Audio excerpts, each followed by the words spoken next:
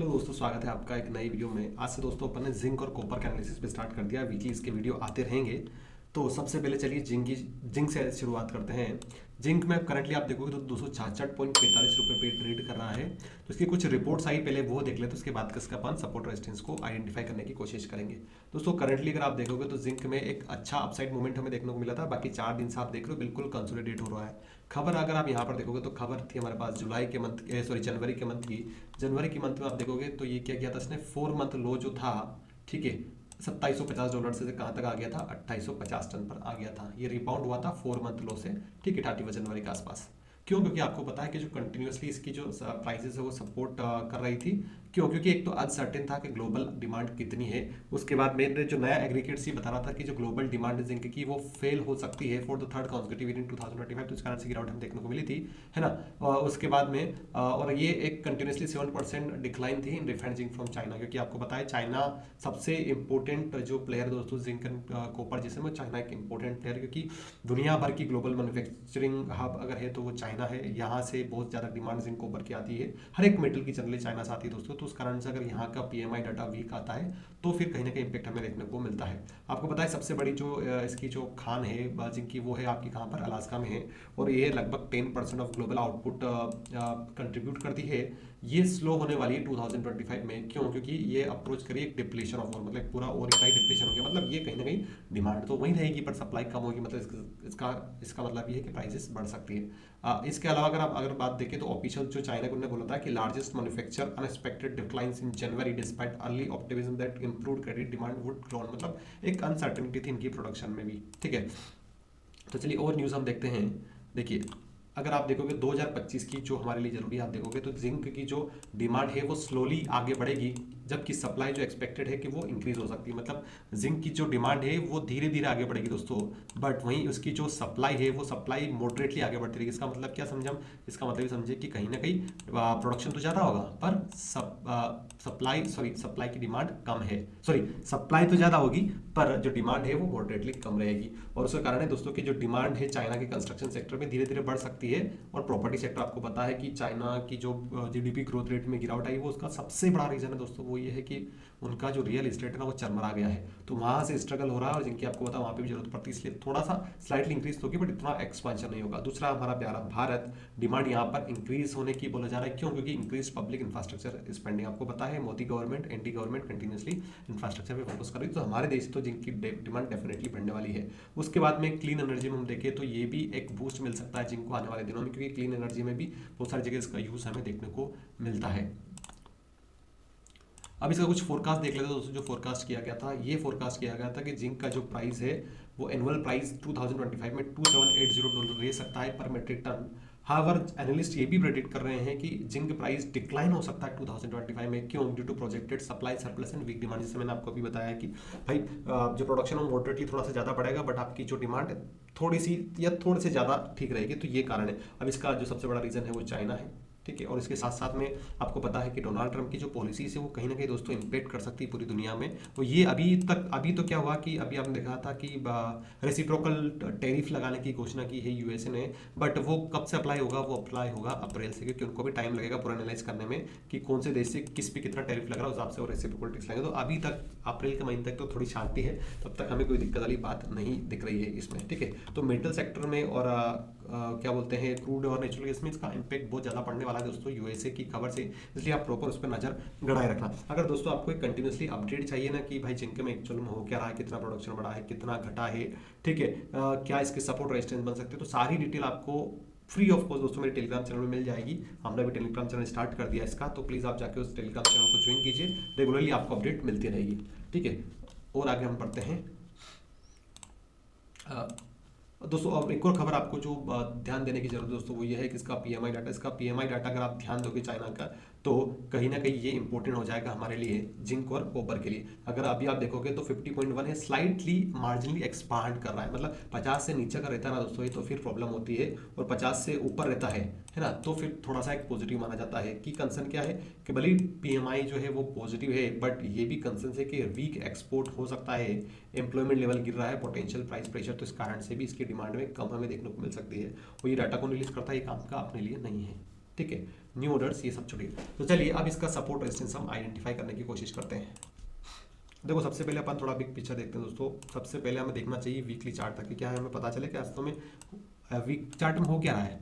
देखिए ये आपका एक टाइम पे जिंक का जो प्राइस है 383 रुपये भी था। अभी हम करंटली देखें तो ये आप देख रहे हो कि यहाँ से इसने 216 से 300 रुपये लगाया और सब इसमें करंटली वीक का अगर हम देखें तो वीक में गिरावट हमें देखने को मिल रही है दोस्तों। और वीक में आपका जिंक है वो वीक भी हो रहा है, वीक में वीक भी हो रहा है। क्यों हो रहा है, देखिए ये जो जोन है ना, ये मैंने आपके सामने दो इंडिकेटर लगा रखे हैं, 9 और 21 30 का EM है, वहाँ से भी इसके नीचे ही इसने क्लोजिंग दी है। मतलब डेफिनेटली यहाँ पर थोड़ा सा कंसर्न तो है दोस्तों, जिंक थोड़ा सा वीक ही है। तो थोड़ा सा और इसको एनालाइज करते हैं और देखते हैं कि क्या मूवमेंट हो रहा है। देखो शुरू से इसमें इसने एक ये जो आप देख रहे हो ये ट्रेंड लाइन का सपोर्ट लेता है जिंक, फिर अपसाइड मूवमेंट करता है। पहले भी ऐसा हुआ है, अब भी इसने सपोर्ट लिया था, बट जिस प्रकार का एक्सपेक्टेशन था वो वहाँ पर अपसाइड मूवमेंट नहीं किया, वापस डाउन साइड हो गया। दोस्तों इसका कारण मैंने आपको बता दिया कि भाई डिमांड ज़्यादा नहीं बढ़ेगी तो जिंक का प्राइस क्यों ही ऊपर जाएगा अगर प्रोडक्शन बढ़ता रहेगा। ठीक है, तो वीकली चार्ट में भी हमें क्लियरली दिख रहा है दोस्तों कि ये जो लेवल है हमारी 266 की, अगर इसके नीचे सस्टेन करता है ना जिंक, तो वापस हमें जो दूसरा सपोर्ट देखने को मिल रहा है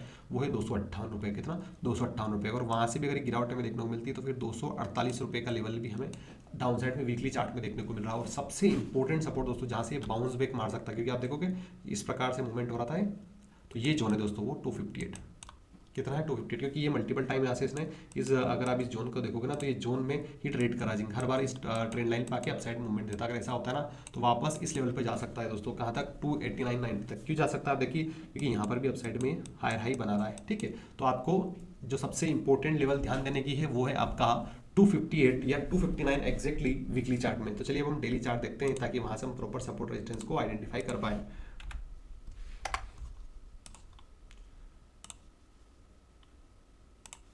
दोस्तों यार इससे पहले आपको मैं एक बात बोलना चाहूँगा, वीडियो से आगे बढ़ो से, हमारी जो फैमिली दोस्तों ये भी बहुत छोटी फैमिली है। हमारा एक दूसरा चैनल भी दोस्तों उसमें ठीक ठाक सब्सक्राइबर है, ये हमें फैमिली हमारी बहुत कम है, ओनली 3750 के आसपास सब्सक्राइबर है। तो प्लीज़ इस चैनल को सब्सक्राइब कीजिए ताकि हमें मोटिवेशन मिले, हम कंटिन्यूसली इसके लिए ताकि हम आपके लिए कंटिन्यूसली वीडियो लेकर आएँ।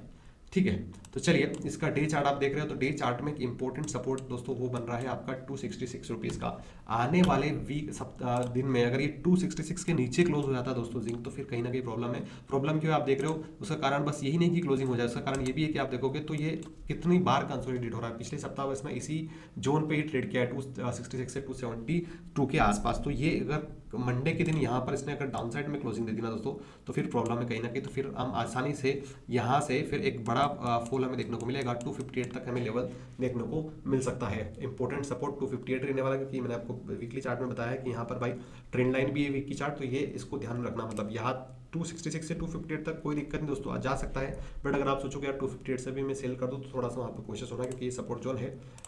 तो अब चलिए इसके नीचे भी अपन एनालिसिस कर लेते हैं कि क्या हो सकता है। देखिए 258 के नीचे अगर गिरावट आती है ना दोस्तों, तो फिर आप देख रहे हो कि ये एक इंपॉर्टेंट सपोर्ट निकल के आ रहा है, वो ये वाला जोन है, वो है 252 रुपीज़ का, 252 रुपये का। और वहाँ पर भी सस्टेन नहीं करता तो फिर दूसरा सपोर्ट देखने को मिल रहा है 243 का। ठीक है, तो ये जो मैंने लेवल बताई दोस्तों 258 243, इस पर ध्यान रखना। आपको बोला सप्ताह कहाँ से कैसे प्लान करना है कि अगर मान लीजिए ये आने वाले सप्ताह में कुछ इस प्रकार से गिरावट हमें देखने को मिलती है और ये 258 पे कंसोलिडेट करके वापस अपसाइड में प्लान आ जाता ना, फिर आपको अपसाइड का ही प्लान करना चाहिए। क्यों, क्योंकि आप देख रहे हो मल्टीपल टाइम इसने इस जोन में रह के अपसाइड में हायर हाई और हायर लो का ये क्या बोलते हैं पैटर्न बना रहा, तो उस हिसाब से हमें प्लान करना पड़ेगा।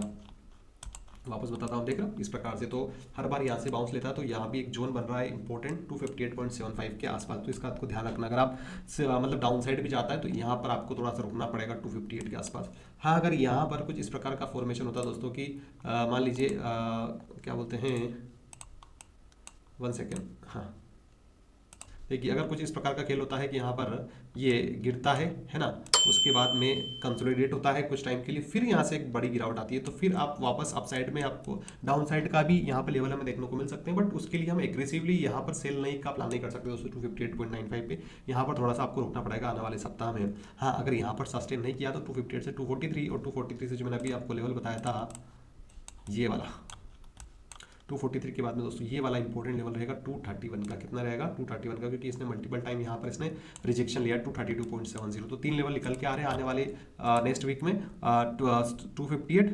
243 और 232 डाउन साइड के लिए। अगर दोस्तों वहीं अगर ये मान लीजिए बाउंस बैक ले लेता है यहाँ पर, जैसा कि आप देख रहे हो यहाँ पर एक जोन था, देख रहे हो यहाँ पर इसने ऐसा नहीं कि पहली बार ही लेगा है, देखो पहले भी इस टाइम पे यहाँ पर ये इसने क्या बोलते हैं बाउंस बैक लिया था, यहाँ से अपसाइड गया था।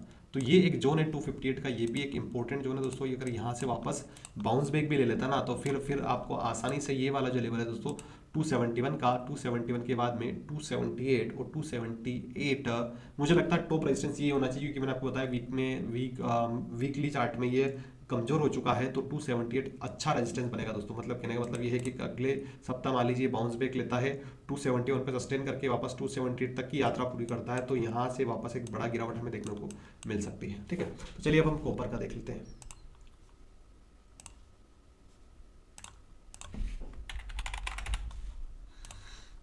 दोस्तों सबसे पहले कॉपर का हम डाटा देख लेते हैं।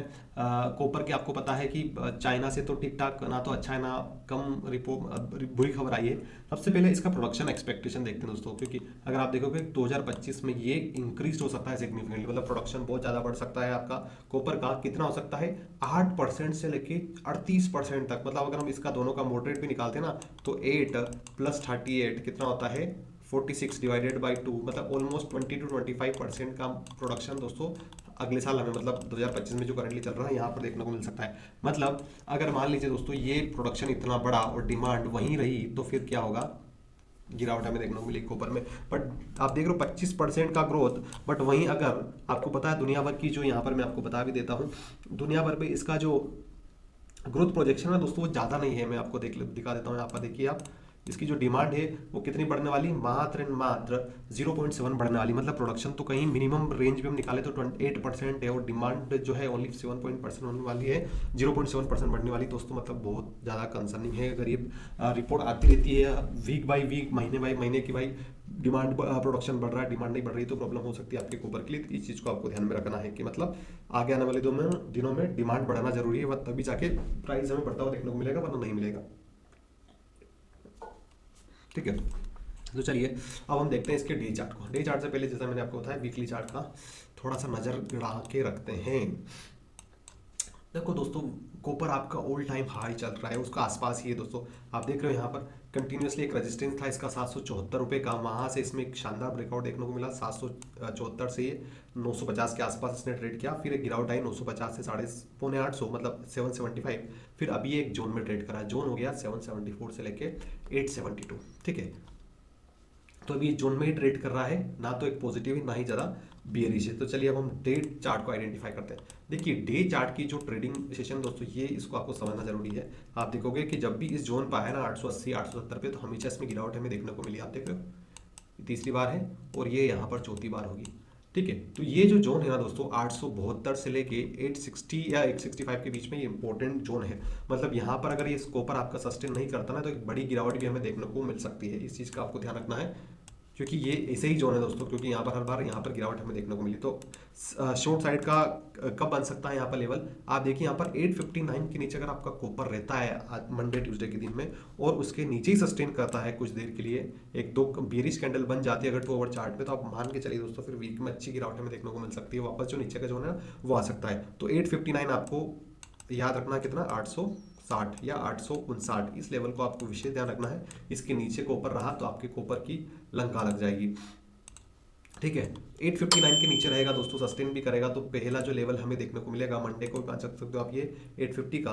दूसरा लेवल हमें देखने को मिलेगा ये वाला जो ये मल्टीपल टाइम यहाँ पर आए वो है 843। तो 850 843 843 के बाद में फिर 827 क्या आएगा दोस्तों 827 सबसे जरूरी सपोर्ट है दोस्तों। ये 827 बोल रहे जरूरी क्यों, वो इसलिए कि अगर दोस्तों ये इसको ये पैटर्न को ब्रेक करना है, वापस अपसाइड जाना, तो ये पुल बैक ऑलमोस्ट 0.50 की लेवल हो रही है ना। तो यहाँ से पुल बैक लेके वापस अपसाइड जाएगा। तो 827 आपको ध्यान में देना है, 827 एक इंपॉर्टेंट सपोर्ट रहेगा। 827 पे अगर का भी ब्रेकडाउन आ जाता है दोस्तों तो फिर प्रॉब्लम रहेगी, क्योंकि फिर क्या है ना फिर हमें एक इंपॉर्टेंट सपोर्ट दिखेगा, वो रहेगा 791 का, लगभग 30 पॉइंट नीचे का। तो 827 ब्रेक हुआ मतलब प्रॉब्लम है 791 और 774। ठीक है, ये तो मैंने डाउन साइड की बता दी दोस्तों, और ये मैंने कोई मेरा पर्सनल व्यू नहीं बता रहा हूँ, ये पूरा सपोर्ट एंड रेजिस्टेंस जो हमें दिख रहे हैं उसमें बता रहा हूँ। तो फिर अपसाइड वालों के लिए क्या दोस्तों, अपसाइड में 865 जो लेवल है ना ये बहुत इंपॉर्टेंट है। 865 के ऊपर रहता है तो 872 रहता है तो फिर 880। तो 865 से 872 880 ये दो इंपॉर्टेंट लेवल बन रहे हैं। अगर यहाँ पर भी सस्टेन कर जाएगा ना 880 तो उसके बाद में फिर एक नया जोन को पर में भी देखने को मिलेगा दोस्तों, वो ये रहेगा ये वाला जोन 901 का, कहाँ का रहेगा दोस्तों, 901 का, ठीक है। और 901 के बाद में ये वाला जोन 909 का, क्योंकि अगर इसका प्रीवियस मई 2024 में 946 का था, 52 वीक हाइक ब्रेक करना है तो 946 के हिसाब से प्लानिंग करेगा दोस्तों को ऊपर। उस कंडीशन में आपके जो दोनों अपसाइड के टारगेट ये भी हमें देखने को मिल सकते हैं, बट टेक्निकल व्यू के हिसाब से थोड़ा सा वीक लग रहा है। यहाँ से गिरावट होती है तो डाउन साइड में गिरावट आ सकती है, अपसाइड में 865 के ऊपर ही मूवमेंट रहेगा।